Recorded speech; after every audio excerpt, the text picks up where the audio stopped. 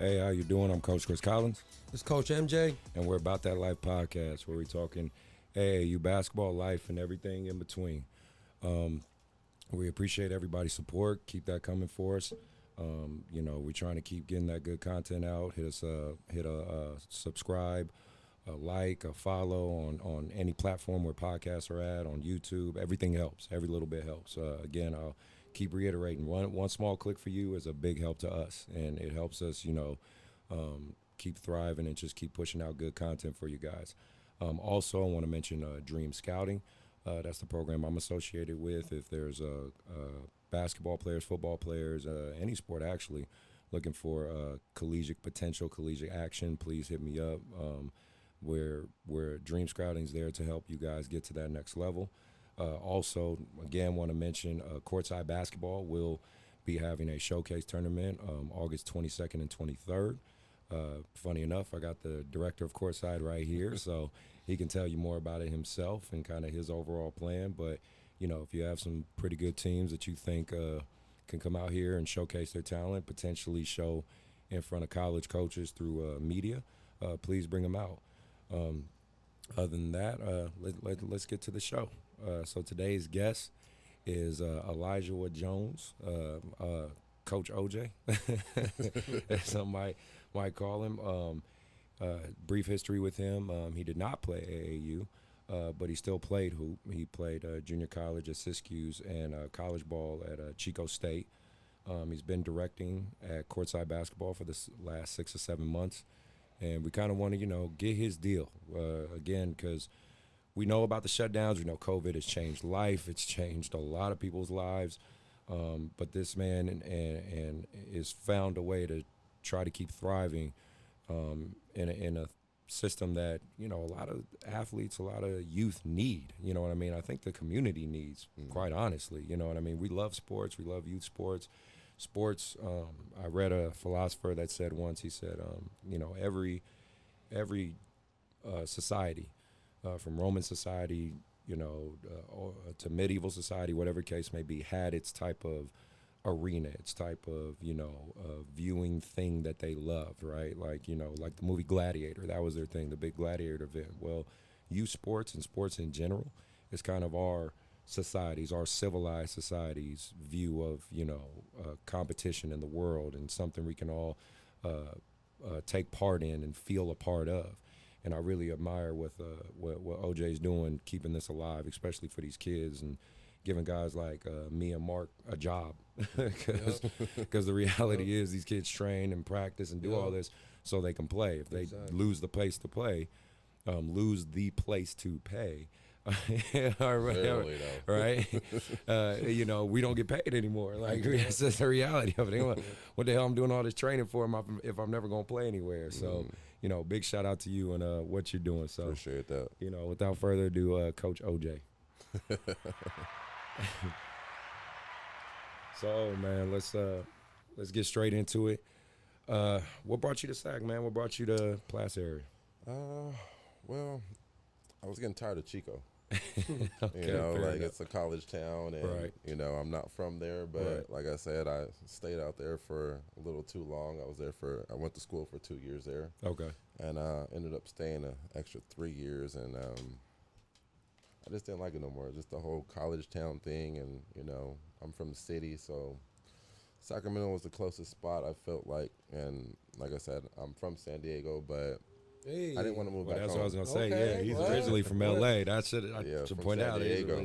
What part of San Diego? Excuse me. What part of, Chula Vista. Oh, okay. Yeah. I went to Kearney High School. Okay, So I not grew too up, far. Okay. I grew up in like the Linda Vista area. Yeah. Okay. Yeah, right around the 619. Yeah. 619. All right. Yeah, because Chris, I was gonna tell him one time though, because he thought I was from LA though, but no, I'm born and raised in San San Diego. Diego. My fault. I Yeah. forgot that is a difference. My Yeah. bad. It's Southern California, Southern but California. Excuse my Northern California ignorance. I'm sorry, y'all. I'm sorry, man. it's all good though. So That's what's but up. I've been in Sacramento for, I would say, about 5 years, Okay. 5-6 years though. Nice. So I was working at the North Highlands Recreation Department for about 2 years, and it wasn't going too bad, but I felt like with the knowledge I have for the sport of basketball though, that I needed something different that can challenge myself though. So for like 2 or 3 weeks straight, I'm looking for jobs nonstop though, and out here it was hard, to find a job. And then finally, I got a call from Courtside for a head training job. Shit, it's even harder now. Yeah. For real. So, that's what I applied for, was just a training job. So I planned on still keeping my job at North Highlands, but, it wasn't paying that much though. So, having family and kids, I'm like, I need something to challenge myself and also to, pay these bills. So I ended up getting hired from Jacob, who's the owner at Courtside, and we got to talking and stuff. And one day, he was like, I like the way that you do things around here, and then how you carry yourself though. How would you feel about doing or being the director of tournaments? And at first I was like, What? whoa. I just got here, I'm just trying to train kids right now, So at first I was like, let me think about it for a second. And we had another guy out here doing tournaments. And so he was doing tournaments for a while. And I kind of followed, see what he was doing and stuff though, because this is a field I've never been in before though. So I didn't want to put myself out there, and I like to be good at what I do. So I'm like, just let me kind of see how this whole thing is ran at first though. So not playing AAU ball before though, so just trying to adapt to the whole AAU at first though. So, looking at the tournaments, seeing, the gym field, and that was what I liked the first. When I first walked into an AAU tournament, just all the players and the fans and stuff though. It's a great atmosphere. Yeah, the atmosphere, It you know really what I is. mean? It's a great atmosphere and stuff though. So that was the first thing I noticed though, and then got to watching basketball. I'm a competitive basketball player, so just, watching the game, which made me like it a lot. So then I finally came up to Jacob. I'm like, I think I could do this though, because he'd seen things in me I didn't even see in myself. Right. I'm just coming up here for a head training job, and he's like, I like how you move. How about, let's make another move for you guys though. I mean, for myself. Yeah. So started doing that, and then things didn't go well with the guy that was running it before. So, Yeah. Not to cut you off, but I'm going to say a little bit of something about that. The guy before that ran Courtside. I was trying to be nice. Yeah, you're about trying it, to be though, man, nice. so. Yeah, About that life. About that Exactly. life. He can be nice. Yeah. I don't care. Okay. Yeah, the guy that run it named Lewis. Dang. I don't care. Name dropping and everything. Yeah, Lewis, terrible businessman. Basically, cost a lot of people a lot of money. Basically exploited a lot of kids. Now he's ducking and dodging, running and hiding. He's from LA, so he made y'all look bad, man. He made y'all look bad. I was like, damn, this dude from SoCal. Like 2 LA Just dudes. like I was like, bro, I don't know. Shit. And I had, a cool partnership with him at first. Yeah. Until he then started trying to poach my kids and doing all kind of shady stuff. He caught basically the quick version I'm gonna give, because I won't give too much detail because this is Olajawan's time, not mine. But he basically cost a lot of people about I would say 30 to 50 grand or something like that. Wow. Maybe a little more. Yeah. But Yeah. I mean, That's not anything, okay. you know what I mean, though, thousands of dollars, I should say, that's a lot of money though. So Yeah, and you're exploiting. The reality is you're exploiting working class people. It's not like we around here are a bunch of millionaires. You basically have like a upper middle class, lower middle class, blue collar working families. You out here exploiting those people for the possibility of their kid to play college basketball. And of course there's a lot of vultures and a lot of people out there that are going to try to seek and take advantage of it. We talk about it all the time, joking with you guys. So but the previous guy, fuck him. That's just my feel. Back on that topic though, so when I first did tournaments, my first tournament, I'm calling all these teams, and I remember one phone call I made, and the guy was like, "Oh, you work for Courtside?" Click. Damn. Wow. Yeah, so it was just like, wow, like what am I getting myself into at first though, do I really want this job, or do I just want to continue training kids and stuff right now? So it was a roller coaster at first. I will say that though, because I had to develop relationships with these coaches and try to get them to Courtside just so they could see, it's a different atmosphere. Come out, give me a chance. If you come out, you don't like it, then you can say whatever the hell you want about Courtside. So I started giving out a lot of free tournaments at first, just so they can come check me out, and so it cost us a lot though, like not really making money, but we're trying to build something right now. So I wasn't really worried about the money. I was worried about building our brand. Rebuild. Yeah, I should say rebuilding our brand and stuff though. And that's how me and him kind of met. We just, he Mm-hmm. just walked in one day and just was like, hey, he was playing in the tournament actually, and I didn't say nothing. I was just, like I said, there was another guy there, and I was just kind of walking around, just kind of filling everything out. And I had seen a post, I think I don't know, YBA or something though, and I was like, I seen that guy at the gym before though, so I wrote him a message. And that's kind of how we, got to talking and stuff, though. I just introduced myself. Hey, I'm the director, and he was like, man, just come over sometime. So doors always open. I said, come over, let's just sit down and talk. And I told him my experience with the previous guy, and I said, and I told him straight up, and this is kind of what brokered and helped our friendship. I told him straight up. I said, dude, you have a lot of people who are going to dislike you. Yeah, you did. Without even knowing you. Like, I said, the dude before you burnt a lot of bridges. He made things very bad. I said, but you seem real cool. Come to find out, my little bro is like friends with him and stuff, and we know a lot of the same people. That just shows you how small basketball is. But, I was like, you seem real cool. I'm going to support you. Until I see different or whatever. And I believe, kind of part of me supporting him helped at least broker some of those. Because once they saw YBA there, they're like, okay, well, YBA is going to be there. Yeah. Maybe he's not so bad. But again, that's what made me and him friends. So. Yeah.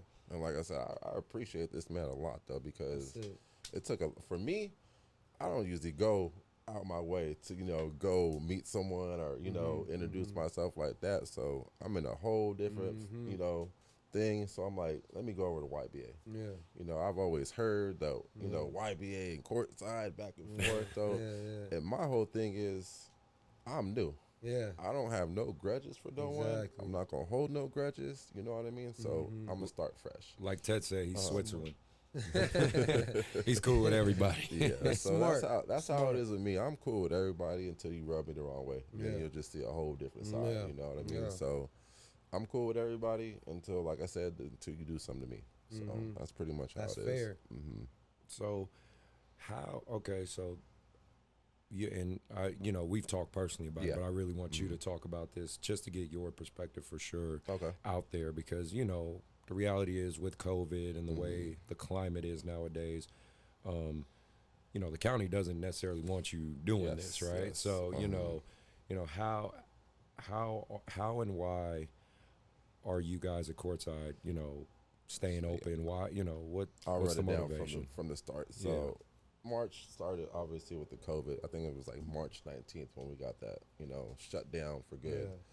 So we had shut down for 3 months though. Didn't do anything though. Like, was closed. The gym was closed. Lights off for 3 months. Wow. So one day I'm driving in. I'm like, man, it's a bunch of cars at YBA. Like, I gotta keep it real. I'm like, how is YBA open but we're not? So I'm asking Jacob, like, we gonna do anything or what's going on? And he's like, let's just wait it out though and see what happens. So I'm like, all right, let's just wait it out. So another month goes by, and I'm like, still nothing. You know what I mean? That's your income going too. Yeah. That's your job going. No, I mean, the good part about that, he was paying us still. Oh, nice. Yeah, nice. so really that cool. was good. That's really cool. But how it started, though, is I've kept getting a lot of phone calls from teams. Like they're just calling in. And I'm just like, hey, we're not open. I'll let you know when we're open. And it was one call I got, though. It was a guy that was he had just graduated. And he was like, man, I want to play with my buddies. I'm not going to get to play with them after this, you know what I mean? Because obviously after that, you can't play any basketball. Yeah. So I'm like, man, let me just, I just thought about it for a second. And I was like, man, that kind of sucks, though, like what's going on. So ran it by Jacob. He was like, man, let's just kind of wait it out still. So I'm like, all right, let's wait it out. So finally, I got to the point like, man, I can't do this no more. Like we're gonna have to try to open up though. So we started doing the little open runs first though for the the men's and stuff though. I was bringing my guys. I was about to say that's when you were there, Mark. I brought my guys to that. We was doing the open run for a little bit, and then we started getting good feedback from that though. Next thing you know, it spreads fast out here. So everyone's like, oh, Courtside's open now. So what really put it over the top though is Jacob, he's getting bills still. You know, we got an overhead of $30,000 a month. You know what I mean? So I'm talking to him. I'm like, could they put that on the back end of our lease or something? He's like, he wants it now. So I'm like, you know, I can do tournaments if you want me to. You just gotta, you know, let me do it. And he's like, I don't know. I don't want the backlash at first though. So I understood it though, but I'm just trying to make sure we don't close down for good. You know, because I'm not trying to go find another job. I'm not trying to go, you know, back to the job I had. So I'm like, I gotta try to make something work though. So, you know, did the first tournament and everyone started calling, you know, because there's nowhere to play and stuff though. So the first two tournaments, or I say couple tournaments, went good. And then the county calls. After 2 weeks? Yeah, after the first couple tournaments, you know, because we're going to get the backlash. I knew it was going to come, though. I just didn't know when it was going to come. Your Placer County enemy number one right now. For sure, though. You're on their hit list. Yeah, I'm pretty sure they don't like us at all, though, you know. So we get a call, shut down. And Jacob's like, no, just keep running.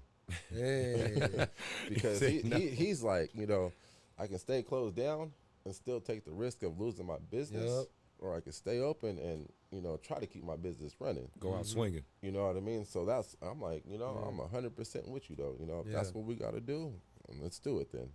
Got to survive, got to eat. Yeah, exactly though. So, you know, kept running tournaments and stuff, and the word spreads fast in the AU community, obviously, you know. So I'm getting phone calls from teams I've never even heard of before.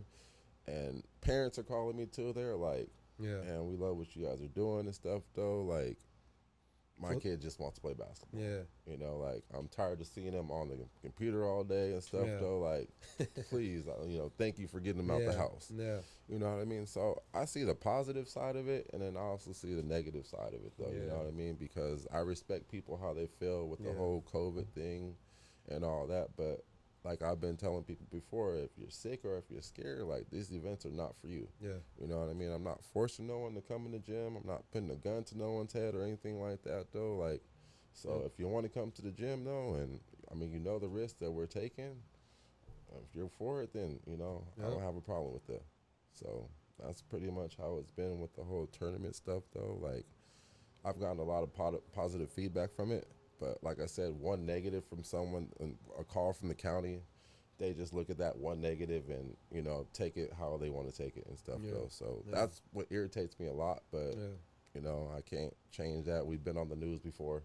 Yeah, not once but twice. We were in the Bay Area news, I think a couple weeks ago. For the saying, I think a parent, it's weird. This situation was a little weird because the parent actually came to our gym. And one of the coaches, whose team it was, I guess, was upset at the coach for, I don't know if her kid didn't get much playing time or what, but called the news. Oh, my God. So that's how, you know. That you guys were running and doing your turn because their kid wasn't. Right. And that's things like that, though, like, really irritate me a lot, though, because no one told you to come to the gym. Exactly. You know what I mean? It's voluntary, though. Like, you didn't have to come, you know, like, and that was my whole thing. So I ended up calling the news. It was NBC News in the Bay Area. And I spoke to the guy. I told him everything. We're running tournaments. He asked me everything. I told him the protocols. I mean, I told him we have hand sanitizer on every court, though, and all this, though. And we're keeping these kids safe, you know, as possible. And like I said, we're still going to get the backlash. I know that.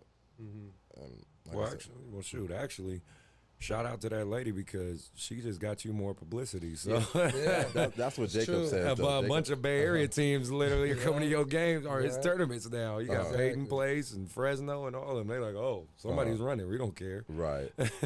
Things happen for a reason. So thank you, lady. So back to that, though, it was just, like I said, it's just been tough, though. You know, every day is just something new, you know, with this, because no one knows what's really going on, or no one knows what's going to happen in a couple months. And I'm just trying to give these kids an outlet to play. You know, and that's my whole thing. And if you don't like it, though, you don't have to come to our event. We're not forcing no one in the gym, though. Like, we're just trying to keep our building open. You know? That's the main thing, though, just trying to keep us open. So, like, I know you're a former hooper, just like, you know, me and Chris. How has it been, you know, doing what you're doing, being the director, going through, you're going through some different type of experiences now. Like, you're still part of the game, but of course you're not, like you say, like, you're not even really doing are you still training also, or is it, okay, so you're still doing the training thing. How has it been adjusting, doing this now where, you're not necessarily on the court no more, but you're still in a way, you're still trying to lead, you're still trying to influence, but at the same time, you got all this chaotic stuff going on. How has that been for you in this position? It's been tough. It's been really tough though. I work about 70 hours a week. Wow. Yeah, it's a lot of hours though. People don't know, man. And the thing is though, like, it's the back end though. A lot of people don't understand though, like, doing a schedule.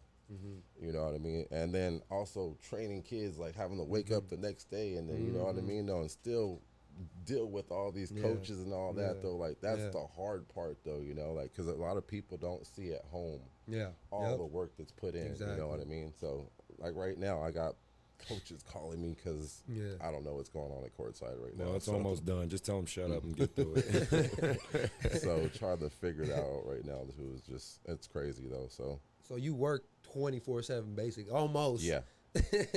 Basically. Wow. So what's because I know you just started doing this. What's the end goal? Like, what's your big vision of everything? Like, like, what are your plans moving forward? See, I'm a competitive player. I mean, I was a competitive player. I should say that though. Nah, he is, because he hoops with me in the men's league. This is my teammate, so he still hoops. Okay. I like watching good basketball. Yeah. So I've talked to Chris about this before, just kind of starting a ranking event too. Nice. Like, I mean, I know it's later on down the line and stuff like that, but that's kind of what I want to do though, just kind of build Courtside up and, I kind of put us on the map right now, but just kind of expanding that though and letting people know, hey, this is a good atmosphere to play in, so. And do you want to get into AAU? Now that you see all this craziness, I know we talked about a little bit. Training's cool, right? Directing's cool, but the AAU world. I'm gonna stay in my lane. I'm no knocking you if you want to do it, but you see, there's a reason I don't do tournaments, because this takes enough time for me. Like, it's hard to. I'd rather stay. I mean, the coaching thing, I've coached before. I coach my son, but it's rec league though. So that's a way different animal and stuff though. With the AAU, it's a whole different world. So this man right here, I'll leave that up to you. Right, that's what I say too. Stay in my lane too with the training. Yeah. Oh, I feel y'all. I'll give y'all enough, man. I hear from him all the time. He has 4 teams. So, doing schedules and all that, though, it's hard, especially, like I said, with him with 4 teams. But I get it right, though. I have made mistakes, though, and I've learned from that, though. But just trying to get these schedules right, though, and, make sure teams get the right games. And I feel like over the last 3 or 4 weeks, though, I've done a good job of getting teams the matchups they need. Whether you're D3, D2, or D1, though, I would get you the games you need.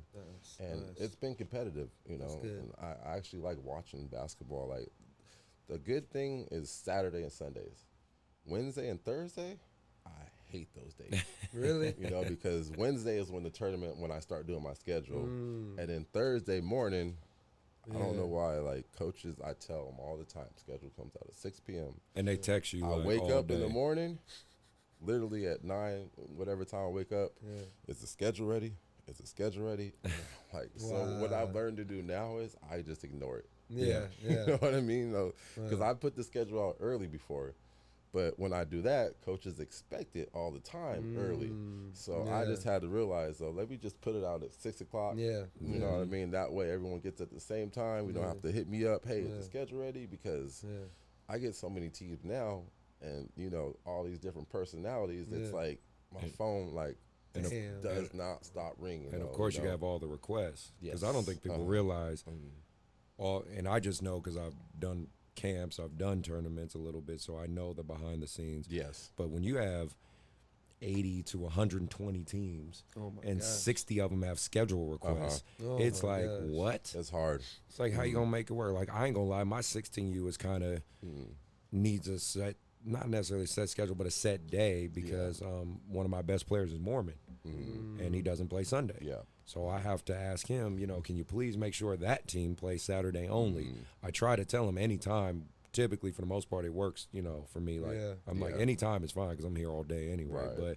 But, imagine getting all those little detailed requests from 60 different teams and making it work. Yeah, And he does, man. And the hard part is like, because I'm human, I make mistakes.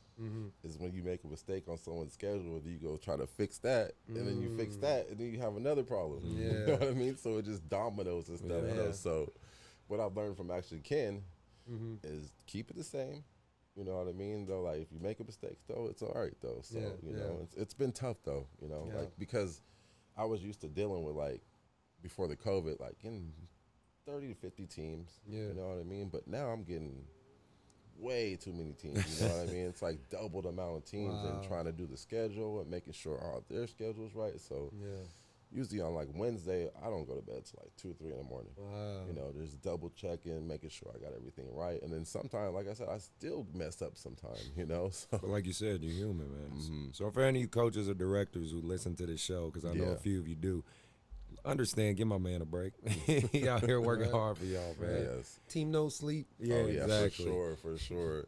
And that's another thing that I'm gonna bring up though, because I don't get a lot of sleep sometimes. I know this man doesn't. So with everything going on and stuff though, like I'll get like 3 hours of sleep sometimes, and then like my body would just be like, man, you need to just chill out. So also in my mind, I'm like, do I got COVID or something? You know what I mean? With the whole what's going on, so it's just like it's stressful sometimes. Burnout. Yeah, you can still get burned out even if you ain't playing. Mentally. For sure though. Yeah, mentally though, it drains you though. It really does though. So. Well, just telling you this as my friend, man. You do a phenomenal job. Appreciate that. So, appreciate that. I know Respect. You don't hear that a lot. And, but the reality is, what I really, really like about this show and what I've been able to do so far is show brothers really working hard. You know what I mean? Like really just in this climate, in this atmosphere, you got a lot of brothers out here, really trying to do the right way, trying to work the right path, trying to get their money the right way and take care of their families and stuff. And I've been able, at least on this show, between all the guests and everybody, show young black men to older guys like us really just trying to figure out and do things the right way. So I just really am happy and impressed with what you're doing, man. Appreciate that. Respect. And the thing is, I'm doing this for the kids. Yeah. Like everyone thinks, obviously I got to get paid somehow, but everyone's like, oh, you guys are just doing it for the money and all this. It's like, we're doing this to keep our business open and to give back to these kids. Yep. And that's the main two things. Everything else will just fall in line. So impact as many people as you can while you're in absolutely. this world. Yes. I wanted to talk about the NBA. Right? Let's talk about a little bit of NBA action. Right. What did we just talk about, Mark? The Suns, right? Yeah, went 8-0, and they still didn't make the playoffs. That's crazy. That is crazy, right? That's crazy. But at least if I'm Devin Booker and some of those guys, I'm taking that for sure. They into got next a good year. core though, right? Yeah. They got a really good core for sure. And the matchups obviously when playoffs start Tuesday, right? Yeah, I believe Tuesday. So we got some good matchups. Tuesday. That Lakers Portland one, I definitely think is going to be the one to watch. We were talking about that. One game for he Portland. gives them one game. One game. How many you give him? He gonna be what like do you think? Iverson. Honestly, in 2000. I'll probably give him one maybe game, two, because with LeBron, he's been there before. Yeah. You know what I mean? Yeah. So everyone's like, oh, he's getting old. It's like, it's playoffs starting. Right. Wait till the playoffs, and this man has been preparing himself for this though, so he knows what it takes to get there. So, and I'm not even a LeBron fan, but I respect the man's game and all that. And like I said, Portland might get one game, and I feel like two you if gotta. they're lucky. So I feel like you gotta think too. It's like, I might give Portland a little more chance if this was before the bubble, going to LA, going to Portland, getting that home court. Yeah, that home court. Now this is pickup basketball, talent versus talent. Right. So I'm like, who the hell's going to guard LeBron and AD? Yeah. We can throw in Danny Green and throw J.R. Smith at Dame, you know what I'm saying, to kind of contain him. But who's going to stop on their side? So that's why I feel like bubble playoffs is gonna be intense. I think that's how I see it. I can't wait for it though. So it's gonna be some good matchups. What's another good? Who are the Rockets playing? I haven't even seen all the matchups yet. I haven't either. To tell you the truth. One good one I think is gonna be kind of Houston and OKC. There we go. I think 4 or 5. So Chris Paul, he gonna. That'll be an interesting matchup right there, though. I mean, Chris Paul's impressive. Of course, Kai. That's his MVP. That's his boy. But no, I think that's going to be a really good matchup too. It really is, to me. Despite everything going on, I still have my pick for the Clippers coming out. They got West. the Mavs. They got Luka in the first round. Yeah, I still think give the Mavs Clippers. one game maybe. Yeah. So. The Clippers are still my pick to come out the West. Well, not if Paul George is guarding a game winner, but other than that, other than that, my pick is still the Clippers if they're at full strength. If not, the Lakers, no doubt. That'll be a good matchup though, Lakers and the Clippers. Yeah. So. Out of the East, who do we have coming out the East? I mean, it's Milwaukee for the taking to me. Okay. Ben Simmons is out basically. Oh, is he? Yeah. Out for. I haven't been watching. Yeah. Well, you don't get to watch NBA. You watch kids every weekend. Like, everything is on the East Coast. Yeah. It's throwing me off right now because games come on at 2, 3 in the afternoon. It's true. I'm at work though. So No, that's funny. I mean, I still think Milwaukee. I like the Raptors. Yeah, I do like the way they've been playing. They're a sleeper team. They are the defending champions. Yeah, that's true. I know everybody's kind of counting them out. That, they did actually win it. Yeah, but it really feels more like Kawhi won that. I mean, I hate to say no knock on them because they do got some dudes like Van Fleet and all them. But you think of that team. That's if they can get out the East, I think that will actually give them a lot of validity. You know what I mean? If you have a Toronto Lakers matchup, that probably won't be the ideal matchup, but again. Do we really want to see Toronto? I know, right? Not really, but more people. The eyes are more on the Western Conference anyway. Maybe like a Milwaukee. People watch that. They want to see the stars. The stars. Exactly. That's what it is, though. Yeah, you see the Toronto. I don't know what people. Pascal Siakam against LeBron. I don't know. People will be like, "What is this? Why don't I watch it?" Yeah, exactly. The ratings would be very low. I would tell you that though. For sure. I wanted to just briefly talk about the NBA drama. I usually don't, but this topic, I thought, for me, was pretty interesting. If the Dame Lillard, Paul George, Dame Lillard's sister, Paul George's wife, getting into it on social media. Obviously, it started from the Twitter comments from Pat Bev, Paul George, Dame Lillard, and it spilled into the family a little bit, obviously. For the quick version, Dame Lillard's sister made a post, I believe, on her Snapchat saying, Paul George, you got a stripper pregnant, and then you married the stripper. You had, she's married to his ex is married to Seth Curry. His ex is married to Seth Curry, and, he cheated on her with the stripper. This is the one where he offered $1 million for her to get the abortion and all that stuff. So she put all that, and I hate to say it, it's all facts, but she put that all out there. And then, of course, Paul George's wife responds like, somebody get this gorilla, whatever. And so Dame Lillard's sister was like, we can meet up, we can go hands. Like, do we think that went a little too far? I mean, should families get involved in basketball beef? How do we feel about this one? Man, I mean, I feel like it's going to happen. You know what I'm saying? I remember the whole Aisha Curry thing where she was talking and stuff like that. And, I mean, you can't really control family members. I mean, I don't know. That's tough. Should the player be blamed? Or, because, I mean, again, like you said, if it's your wife or your family, like, they're grown. You can't control them. But it's tough, should the NBA, should we look at the player like it's his responsibility, or should we just take it like, that's a grown-ass person speaking their mind. They just happen to know. Person. Okay. It's just the power of social media. Yeah. You know what I mean? Because people get in their feelings, and all it takes is a few clicks of the button. Yeah. Press return. That's true. Because back in the day, when we used to get news, it would take, days or whatever. Yeah. With social media, like, people get it with 30 seconds later. You know what I mean? And it spreads, though. Spreads quick, though. Next thing you know, we on the West Coast, we hear something from the East Coast within 5 minutes, you know. So that's how it is. So that's true. Totally agree. Very true. Well, I wanted to talk about, and you know, you'll feel me on this. My 16U played like shit this weekend. It was 15U last weekend with that choke in the Arsenal, and then my 16U, which he has personally seen literally win for like 2 months straight, go and lose 2 games. The last one, Ooh, 2 games. yeah, lost 2. Last one they just played terrible. Lost to a team that we've beaten a lot, the Sac Hoyas. You know, that's not even just my 15U and my 16U have beaten this team. And, of course, you know, they're jumping for joy. They're happy. They're like, oh, my God, we finally got them. But, yeah, I hope my players hear this. Be ready for practice Wednesday because y'all gonna feel it. Hey.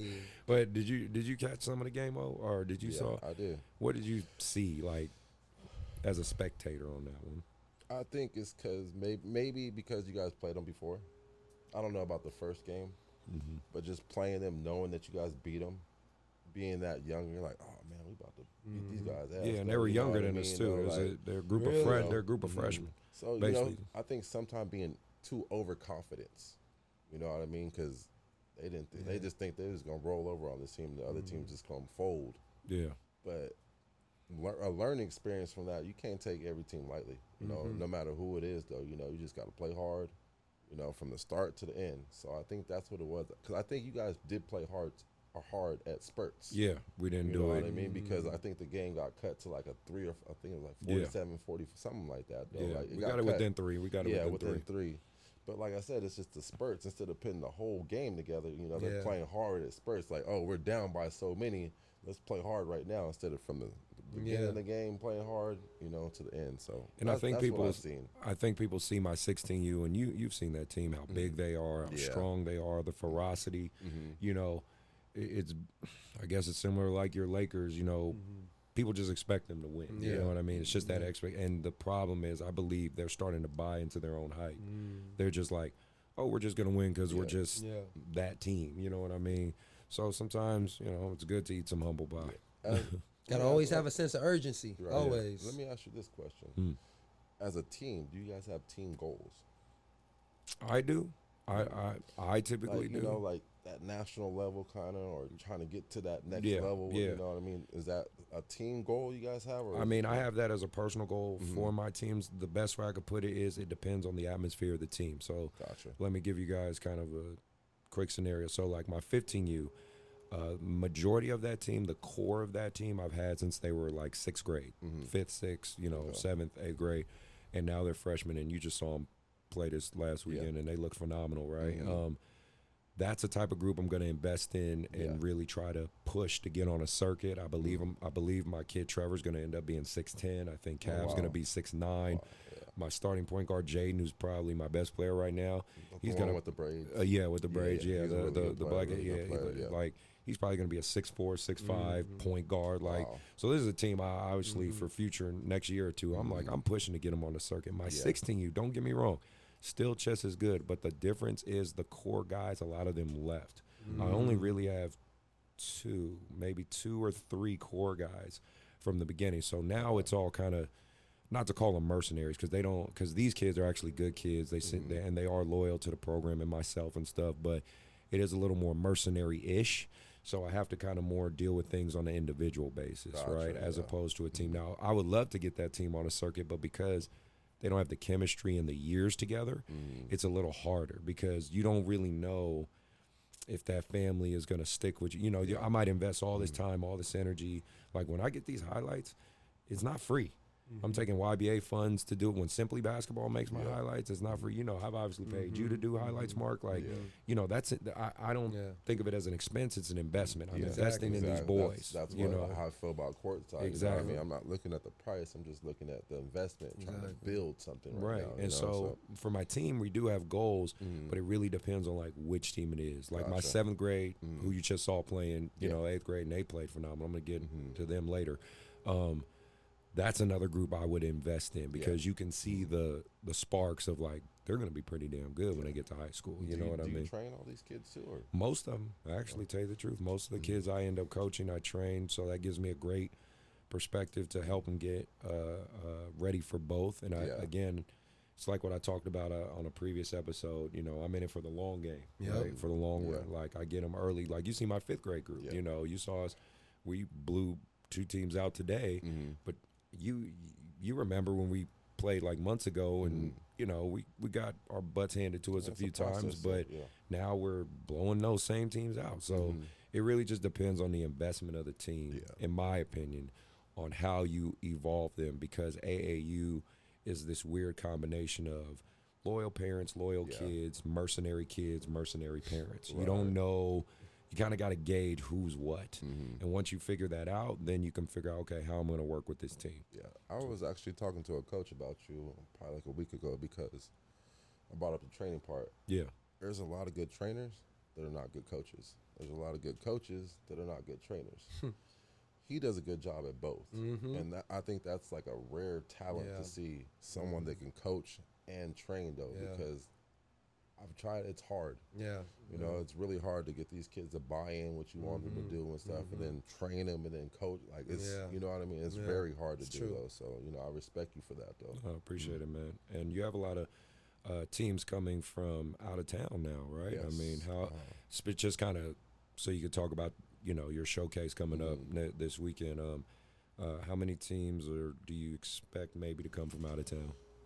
Let's see. We got teams coming from Florida.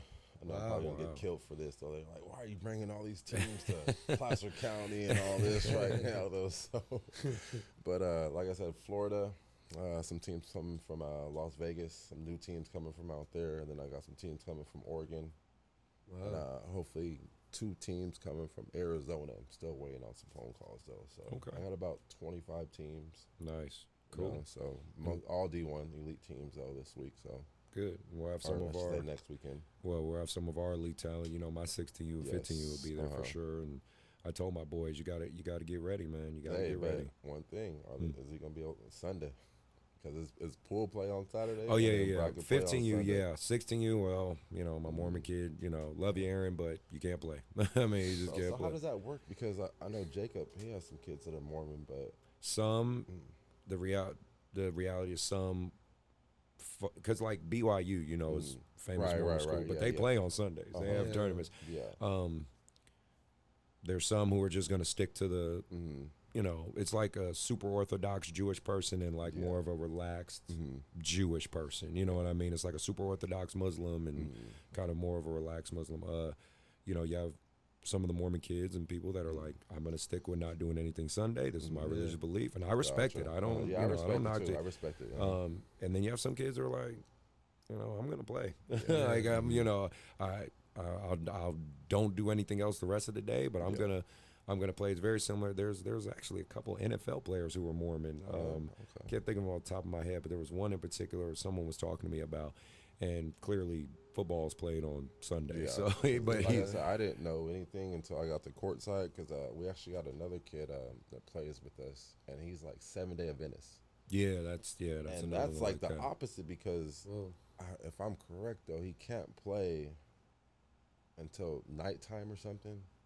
If I'm correct, I forgot the whole thing how it works though. But he can't play until like sunset or something like that. It's just like some weird time. And you try to work with everybody's situation, but it's tough though, that though, you know. So that's something like I said, I didn't know about the Mormons that play Sunday. Then I found out about this 7-day Adventist, and you know, like Coach Charles had to deal with that, you know. So. Yeah, I've had to have some real conversations with some of my kids. I say, look, man, do you want a scholarship? Yeah, well, you got to play Sunday. And that's the hard part, you know, because what if you're like in a national or playing down south or something like that, where you have to play on those days, you know, because they're not going to be like, oh, we got Mormons, so we're not going to have a tournament this weekend or something ask like that. for forgiveness or something. Right. Yeah, that's like you got to do something. Yeah, so it's tough though. You deal with that type of stuff.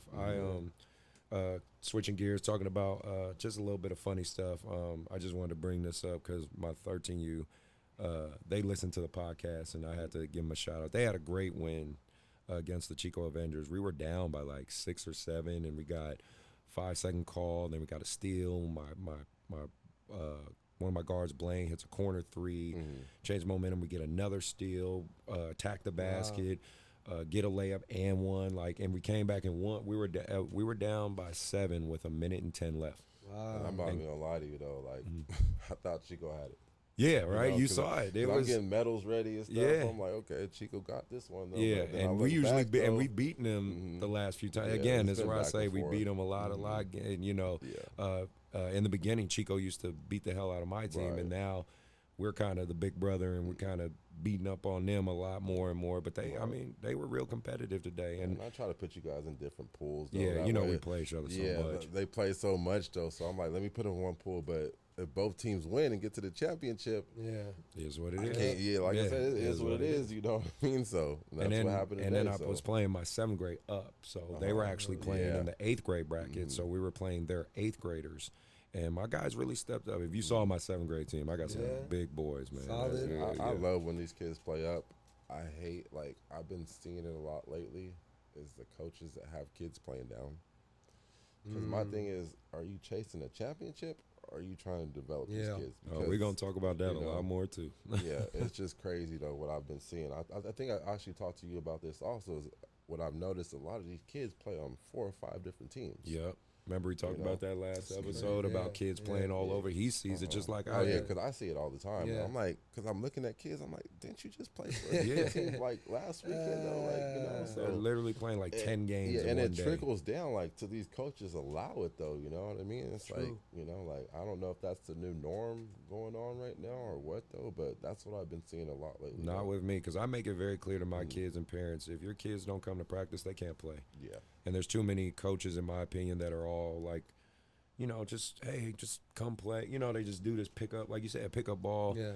You know, this ain't pickup, man. At the end of the day, this should still be about development. Yep. And I tell my parents, if your kid's playing high school basketball, they're expected to be at practice 5 to 6 days a week. If they're playing college basketball, and we all know, because we're all college athletes in this room, you're expected to be at practice once, if not twice, if not 3 times in a day, 6 to 7 days a week, right? Like 7 days a week it can happen. You know, before the season started, we were doing 6 o'clock in the morning. Right. We come back at 2. Exactly.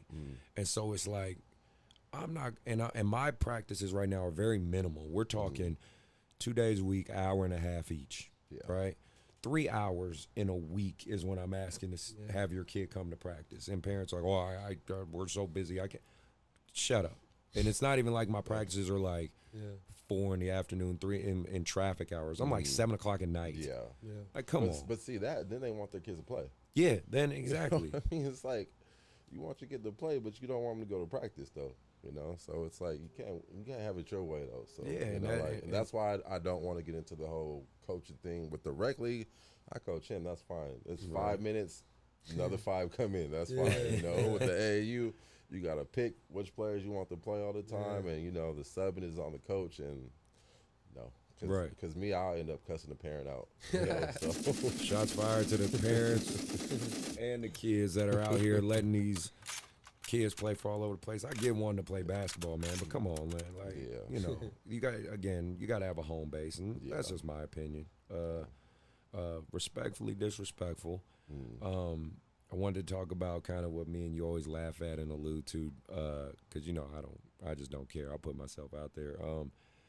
Me always having a target on my back, and the teams wanting to play me, and the texts you get, you know, like the Hoyas beat me this weekend, and they're texting you like, "Hey, I got him!" Like, you know, it's like, come on, bro. Like, so when we first started talking, that's hilarious. One of my buddies hit me up, and he was like, "You know, we played YBA before, and we beat them, and then I messaged the coach." Yeah. And I forgot what we said. What happened? Yeah, he tagged me on Instagram. Did you write him back, or I wrote on the comments, because he got second place. He didn't even win the championship. He tagged me though because he beat me in pool play. And keep in mind, I've beaten this team like 5 or 6 times. Beaten this team 5 or 6 times. So obviously seen the again. What'd you say, Mark? Rule of averages. Law of averages. At some you point, get one. Right? And it was bad because I only had like 6 players, actually 7. One ended up throwing up in the middle of the game because whatever, so he couldn't play no more. My other star player, Jaden, was hurt. This is when they were 8th graders at the time, right? So it's just all bad all around. Just a bad day, bad game. We ended up losing, and he tagged me on Instagram saying, "Oh, we got a chance to beat." This overrated YBA team. And he tagged you too? Yeah, and he tagged me in the post. And again, I just said, I'm not going to go that deep. I said, congratulations on getting runner-up.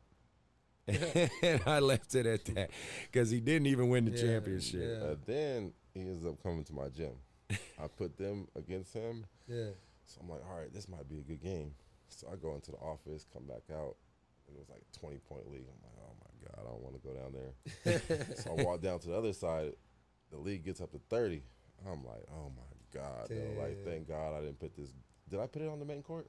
No, you put me on court 1. Yeah, court 1. Thank God, though, for that, though, so. Because I told my boys, I said, hey, man, this coach talking mess. Like, okay, you gave him a little pep yeah, talk, I told him. I was like, they tagged me on IG. He made sure I knew. Yeah. I said, I suggest you guys make your point this game. And but ever since then, though, I haven't heard him say anything about YBA yet, though, so, like, trying to play you guys or what, though, so. And I just think it's funny because you hear that. Yeah, quite often. Remember Rose City was like that. A lot. Yeah, Rose City too. Yeah, they've all these teams. Do you know him, Brandon? He's a good guy though, but no. I've never met. I mean, he's never. So he didn't say specifically you. Right. He was like, I want YBA. Right. Like I want YBA. So I don't know what happened. Target. Yeah, like that's a YBA target right there. That's what I'm saying. Either they target YBA or myself. Yeah. But I think most people associate me with YBA because my teams typically are the elite teams. They do a lot of the winning. If you guys ever wonder who's our elite team, they have the black and white jerseys. It's not hard to figure out. The black and white jerseys are the elite guys. The blue and whites are our developmental guys. The way we have it, our hierarchy, we call elite, select, and competition. That's what we call our hierarchy. So blue and white select and competition, black and white's elite. And I believe most coaches have figured out, like, if I'm playing the light-skinned guy, like, it's most likely an elite team I'm going against. That's crazy you say that because the last few weeks you've been going under a different name. Yeah. So I have coaches calling. I have coaches calling me. They're like, "Who is Team CC?" And then they get to the gym. They're like, "Oh, that's YBA. Damn it." So that's hilarious. Yeah. But I mean, a lot of teams have been doing that lately, going under these alias names because, like, I got some teams that play in, like, the Adidas Gauntlet and, you know, all this, though. They don't, in case something happens, they don't want to play under their name and get the scrutiny. So I'm like, I'll take the scrutiny from you guys. You guys go in and play. I'll deal with all that, though, so. Well, tell me some crazy experiences or just thus far between now with this directing. Like, you can give me, like, 2 or 3 stories that stand out in your mind that have really, like, been crazy for you. Crazy stories? I mean, man, like that Matt Barnes game, that was pretty crazy when the dudes was ready to fight and in the crowd they ready to fight and then dude came at you foul and, just thinking overall, what's a couple of crazy things? That's probably the most craziest story. I think, what was that, like 3 weeks ago? It was recently. Yeah, it was recently. So, I'm standing on court 1. It's Matt Barnes playing against, I forgot who the team was playing on. And it was some little kids sitting down on the bleachers. And it was a crossover team, like 11-year-olds. And they were sitting on the Matt Barnes side. And one of the parents in the Matt Barnes asked the kids to be quiet. So I don't know how she said it, if it was rude or not, though, but one of the crossover parents took it offensive. They was like, hey, don't talk to the kids like that. Yeah. Well, the lady just got in her feelings, so she's just screaming, like, loud, though. And I'm like, ma'am, could you just calm down? I'll take care of the situation. Well, F this, F that, though. And the dude, like, he's just like, calm down for a second, though. Like, you talking to the kids, but my thing is, like, we're here for the kids. Like, if the kids weren't here, you wouldn't be here at all either. Exactly. So I'm trying to, calm the whole situation down, and this lady's just yelling, blah, blah, blah. So she's making a big scene, and then more parents from the crossover come over. So she starts yelling at them. So these ladies, they're trying to attack her now. Like, they're trying to fight her because, she's pointing her finger up in their face and all this, though. So I'm just over here trying to break people up. I'm like, this is embarrassing. You know what I mean? We're here for kids. These are grown people. I'm trying to, like, tell the, stop it with it, So I thought it was an assistant coach at the time, but he was just a parent of, of the team. So he's sitting on the bench. He comes over. It's his wife, actually. So he's trying to just calm her down, I guess, though, and all this. And he says something to the dude. Well, another dude comes by with dreads, and he's trying to fight him. Yeah. Now I'm like, oh my God, though, like this is just like too much, though. So I'm trying to police the whole situation. Like I take the dude with the dreads. I'm like, hey, just walk down with me. Yeah. So I'm explaining to him, like, we're here for the kids, man. Like, we got to set an example for these kids and stuff, though, So I calm him down finally. Yeah. And finally get the situation, all calm. So the parent from Matt Barnes Elite, he takes his wife and sits her on the bench over there, because he didn't want nothing to happen, because these ladies were talking about, we're going to catch you outside, or, I don't know. It's just heated words and all this stuff. So he takes her over there. So I'm just like, okay, situation's done. Well, not knowing that she's on the phone, she calls the police. No. Yeah. Wow. She calls the sheriff. Calls the police. And of course, I'm worried about him even more so at this point, because I happened to tell him that the cops are coming, because I was just standing outside. I didn't even know. So he comes and gets me. I said, hey, man, the sheriffs are outside. The sheriffs are here. Because I just didn't want him to get shut down. All the county needs to hear. And let's just be real. We're in Roseville, Rockland. There's some brothers over here acting too brotherish, and well, like, oh, well, shut them down. Like, exactly. That's my fear. So the sheriff comes in. I'm like, shit, though, this is gonna be ugly, though. Like, you know what I mean? So he's standing right by the door and stuff, just watching. So I'm like, hey, what's going on? Can I help you? He's like, I'm waiting for the lady to call because he had her cell phone number, so she was coming over. So he gets her over, and I went to get her husband, so I go get him too. So he's walking over with me, so I'm like just talking to him. I'm like, man, it's not cool. She calling the police and stuff, though.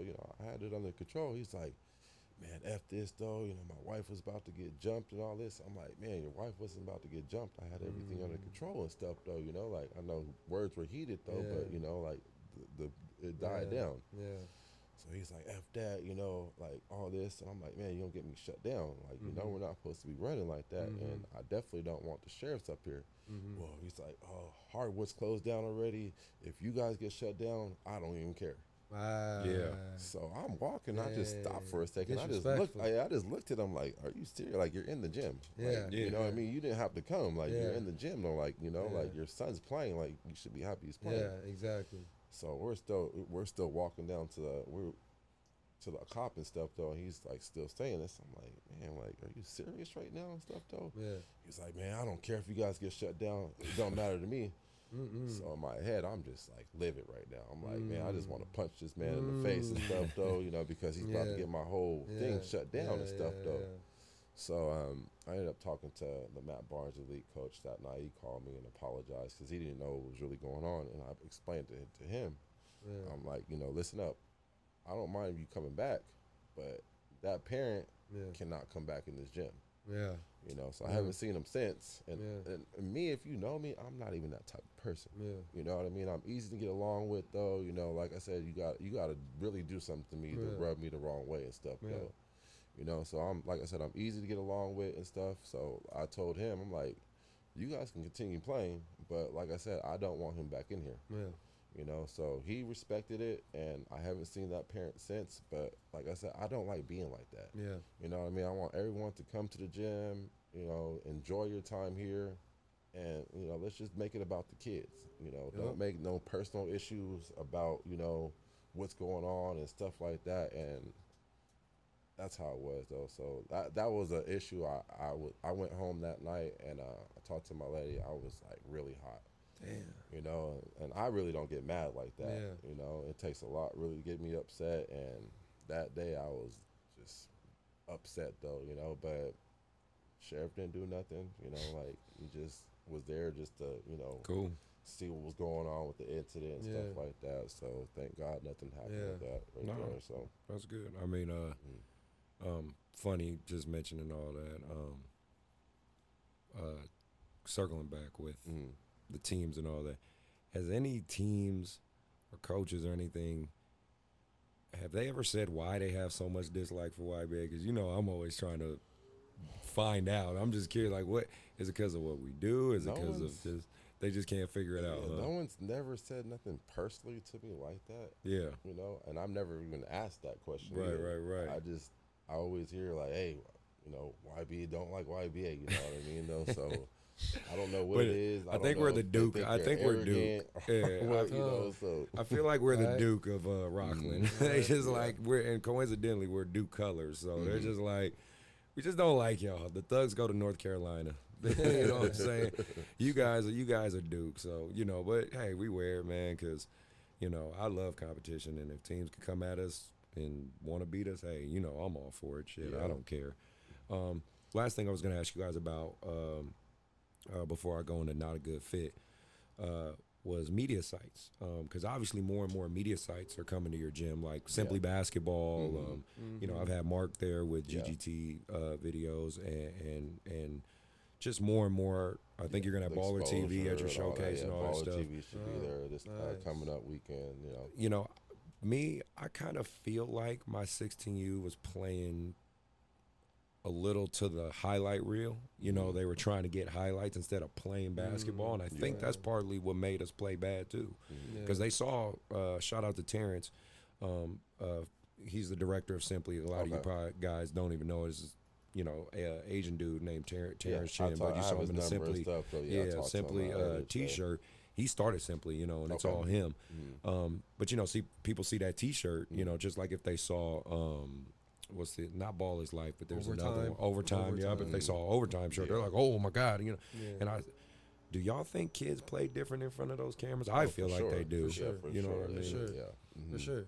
Just more. If you know that Overtime or Simply or even Baller's Life is in the building, it's clout time, it's to get that clout, you know what I'm saying? Try to get on that highlight mix or whatever, which it shouldn't be like that. I feel like you should have that mindset that you want to show out and dominate all the time. But if you got to do that when, the big names come out, the social media companies come out, then that makes me kind of question you as a player. You know what I'm saying? If you gotta turn on the switch on for certain moments. You gotta have the switch on all the time. But it definitely, I believe it affects a lot of players when they know, oh, so and so gonna be at the game. Oh, we gotta turn up. We gotta do something crazy. So that's what I think. The young mind thing though too. You know what I mean? That's something that I don't know. Obviously you're probably gonna let them know about it. I hate to be there Wednesday. Oh yeah, Wednesday. Oh yeah, that's what I'm saying though. Just knowing those situations, you know what I mean though, like playing hard from the start to the end, no matter who you're playing, And I think that's what a lot of these kids get taught because it's the social media. They want to go on social media and see themselves or see their teammates or all that though. But I get that part though. But what I really hate though is you see some of the highlights that have been coming. I don't know if you have. But they're at your tournaments. Yeah, mostly all of them are. Yeah, and most of all these highlights nowadays are at your tournaments. And there are teams that are losing. I hate highlights with losses. I don't know if that's just me, but highlights when you're losing, unless it's in the championship. I'll give the championship, some credit, but some good highlights in pool play, and you're taking 40, 50-point L's. To me, that is like the most empty highlights. Dead highlights. You know what I'm saying? Yeah, like, of course, because let's be real, no one's going to make a minute tape of their turnovers. Nobody's going to make, oh, look at our team, fucking bad execution. I'm going to make a highlight reel of that, a low light, right? So, when I'm seeing some of these kids get hyped up, and I'm all for that because it is encouraging and it is good to see us support each other. But I just really... And again, it's just a personal thing with me. It irks me when I see highlights of kids and teams losing. Like kids and teams losing. One of the biggest proponents I remember of seeing that last year when Mikey Williams was playing AAU for Compton Magic. My Webb's team, my little bro Webb, his team was in the Adidas Gauntlet as well. Ball His Life came out with a bunch of crazy highlights of him in the game. My Webb texted me that same day. He said, bro, did you see the highlights they put on a Ball His Life and all that? I was like, what are you talking about? Mikey Williams? I said, yeah. He said, bro, they got blown out by 30. Damn. They got blown out by 30 or 40. But if you look at the highlights, it looks like he was Mikey killing. Williams just killing. He was like, they just pass him the ball and he shoots whatever shot he wants. And I think this was either 8th grade or freshman year, but to me, that's what I hate. You know what I mean? I don't want you to highlight me when I'm taking L's. We look good losing. Great job. Like a lot of coaches like that. And I'm like I said, maybe I'm alone on this one, but I'm glad y'all agree with me. I just don't like highlights when it comes with losses, like you said, empty highlights. Yeah. I wanted because what are you teaching these kids? Exactly. Yeah. I think a lot of it, just because, you know, on my side of it, you know, because with my training stuff, I post a lot and I film everything, is I know for the other, because of course with me it's coming as a trainer, because I post the good and the bad for my players, because I put them on the spot. Yeah. You know what I'm saying? Because if you don't want me to post the bad stuff, then you better start stepping up. But with the social media sites, I think they're doing it to make a name for themselves, right? They need the good stuff. You know what I'm saying? So I feel like in a way, it's a double-edged sword where, yes, the kids are, you know, they're knowing that, okay, I need to show out, so-and-so overtime is going to be here. But at the end of the day, overtime, balls lies, slam, they need their highlights to keep their, you know, to keep the clout going for all the kids to keep following and everything like that. So I feel at the end of the day, it's more of a understanding as a player, maybe as a parent, as a coach, to kind of, especially for the young kids, like, remember what you're here for. You know what I'm saying? If you do what you need to do, the highlights will automatically come. So that's what I think about how with all of that, with the social. Low key, we kind of need the social media stuff. We do. You know what I'm saying? Because coaches now are looking at these highlights. And now starting to offer these kids. Absolutely. So I think it's a good and a bad thing. Yeah, and it's just got to find a balance. Yeah. I'm gonna move on to not a good fit. I'm gonna talk about some stuff me and Olajawan were talking about earlier. Blowing up. Yeah, now. no, I know. Yeah, you know they looking looking for you. game. Oh, it's at 7. Okay, so let's talk about players, parents, coaching, and fighting. Okay, we can't have that kind of stuff happening. The reality is it's not a good fit for the director. It's not a good fit for a program. It's not a good fit for your kids or parents when they're out here ready to scrap over basketball. We heard this weekend, just talking from my boy Elijah right now, you had 2 players getting into a fight. I saw myself with another one with a player about to fight a coach.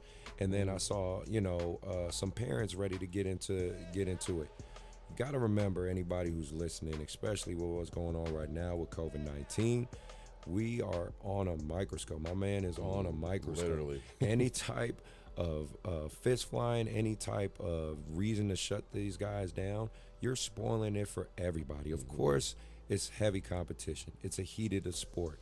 Everybody wants to win. Things are going to happen. But please, parents, let's be the adults. Let's try to manage it, or just leave because it's not a good fit. And that's all I really got to say about that.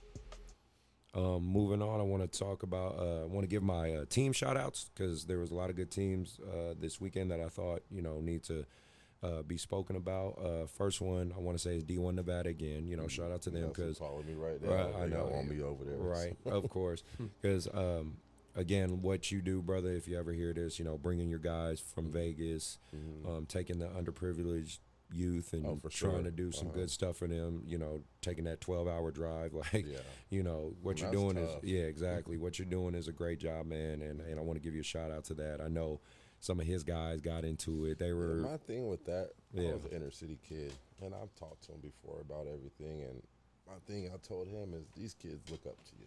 Yeah. Like, there's 2 people besides the parents that kids look up to. That's a teacher and a coach. Yeah. And I think more of a coach, because a coach dresses like you most of the time. Yeah. Acts, kind of like you. Right. So they're going to gravitate to the coach. Right. And so I was just trying to tell him, just put a little structure in there, you know what I mean? Because you got inner city kids that don't really know nothing, probably from a single parent home. Yeah. You know what I mean? So when they're with you, that's, you know what I mean, their time that, to go play basketball and all this, and just don't have them out there just being ghetto. Right. You know what I mean? I hate using that word like but that. But it's the truth. And just, I hate that though, Well, because we're trying to raise good young men and women through this sport, especially black men. So, that is true. And we got to raise our own. We got to do what we can. And my thing is with that, I'll take the wins and losses, just develop these kids. Right. Yep. You know what I mean? Though, like, that's the thing. Teach them how to be young men. Yep. Right. Long game. And then another one we'll give a shout out to is Chico Avengers. Fred, you guys played a good game today. It went down to the wire. Yeah, my team got the better in this day, but it's not to say clearly your team is competing with us every time we play you guys. So definitely want to give you a shout out for Chico. Peyton's Place. I've been seeing them more and more. They've been here. Yeah, like every weekend.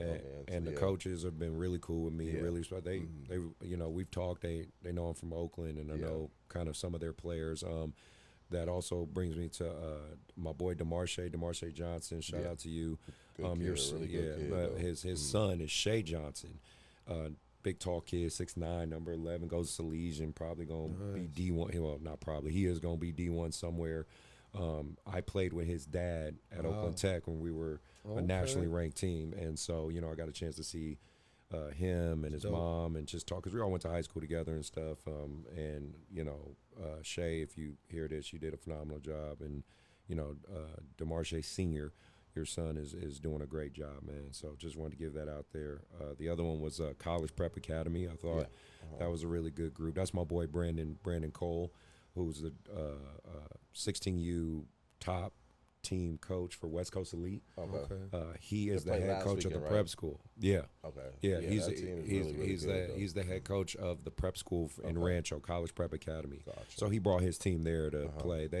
They ended up losing to I think Peyton's Place Team Sphinx. I was getting them confused with the team that played last weekend. That was Cali. Which Prep. one? Well, I didn't know. That was Team Lillard. Though. Oh, Lillard. Okay, that's Team Lillard. They go under that same name too, though. Yeah, and so definitely want to give you a shout out, Brandon. Team looks good. City Hot Shots. And my guy Christian. Yeah. I think I listened to the podcast last week. You were like, I can't think of that guy. Yeah, Christian. There we go. Yes, he's a great coach. Great he's dude. A really good he's guy, a good dude. I really like him a lot. His City Hot Shots team beat my 16U. It was crazy, and nobody expected that win. Like nobody. Like everyone's like, this team plays hard. They do. They play really hard, aggressive. They don't quit. And when you look at them, you're like, man, we're about to smack. Yeah, this team, and they play hard for him. So that was another guy I wanted to definitely give a shout out to. Yeah, that was a good game actually. Yeah, I mean, like you said, you guys didn't play up to potential. Right, but I don't take away from how they played. They made some big shots. They hit some. They beat us in overtime. I mean, it went down like that. And I got to give credit to that team because they beat our team, my 16U team, which most people look at right now as the best team in YBA is that 16U group. And I really like your 15s. Yeah, I love my 15s, man. They're the next group that I think really people they're the future for sure. And so kids together, I'm trying, man. Believe me, I'm trying. Everybody is coming after my kids left and right. It's gonna happen. So but so what do you have to do to get to that next? Do you have to just go to all these tournaments and stuff, though, or how does that?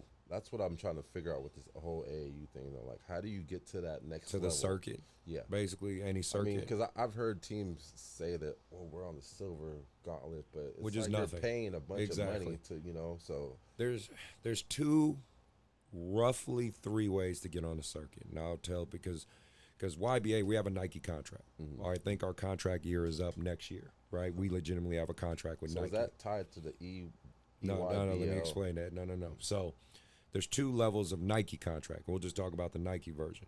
There's the EYBL contract, which gets you on the EYBL circuit, which means they hand you, here's $100,000, a bunch of shoes, free gear, get the top kid you can get. We really want this specific kid here because he's ESPN top 50.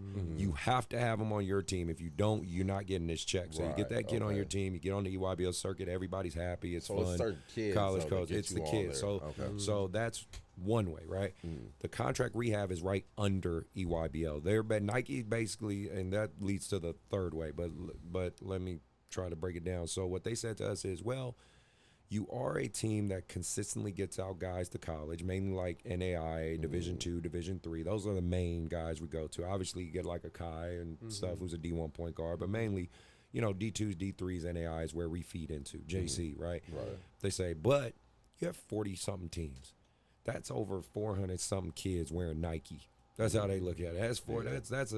That's a win for us. That's a bunch of free advertisement. So they say, okay, we'll give you a contract. You're not EYBL, but we'll give you 70% off all Nike gear. We'll give you kickbacks. We'll cut you a small check. We'll help pay for some of your travel, like for your elite groups, because we expect your elite guys will get to college, right? But we're not going to put you on the EYBL circuit. You're not a circuit team, right? So we're that one step below.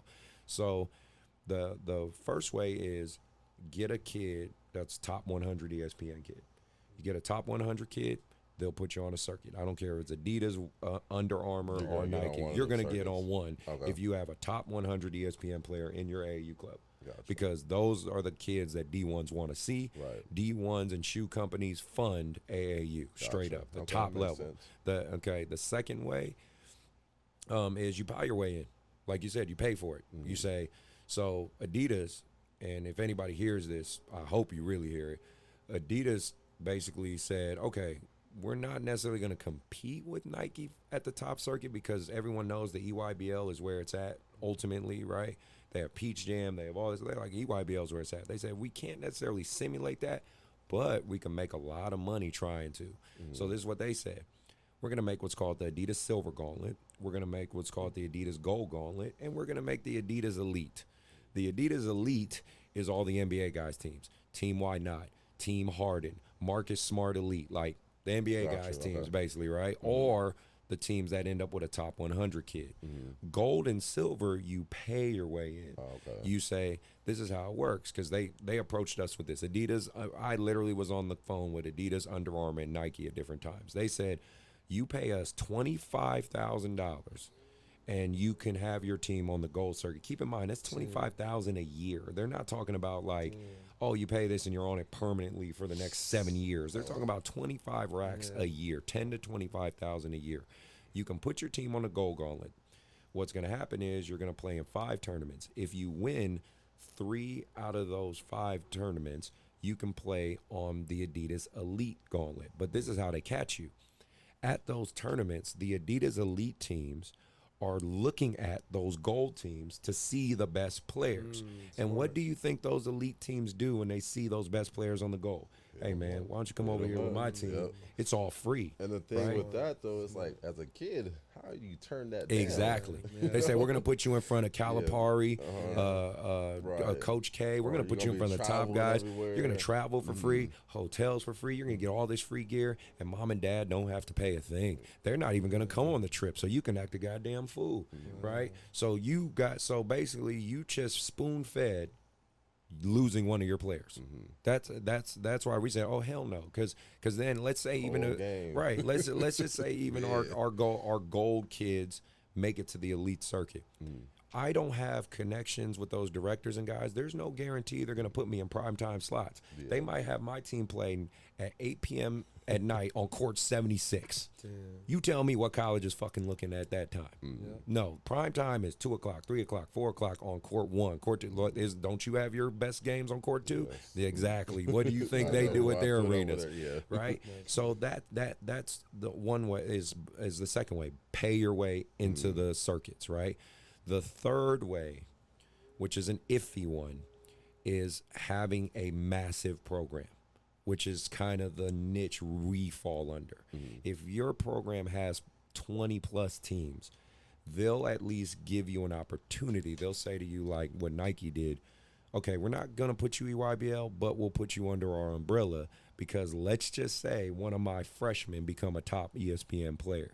They're like, well, you're already in our contract. So now we'll put that team on the EYBL. Gotcha. Okay. So that way we can't go to Adidas. We can't go to Under Armour because, again, let's just say Jaden or Trevor become a top 50 player in high school year next year. He's on all these radars. All this media hype is around him. They're going to go, oh, shit, YBA is already a part of Nike.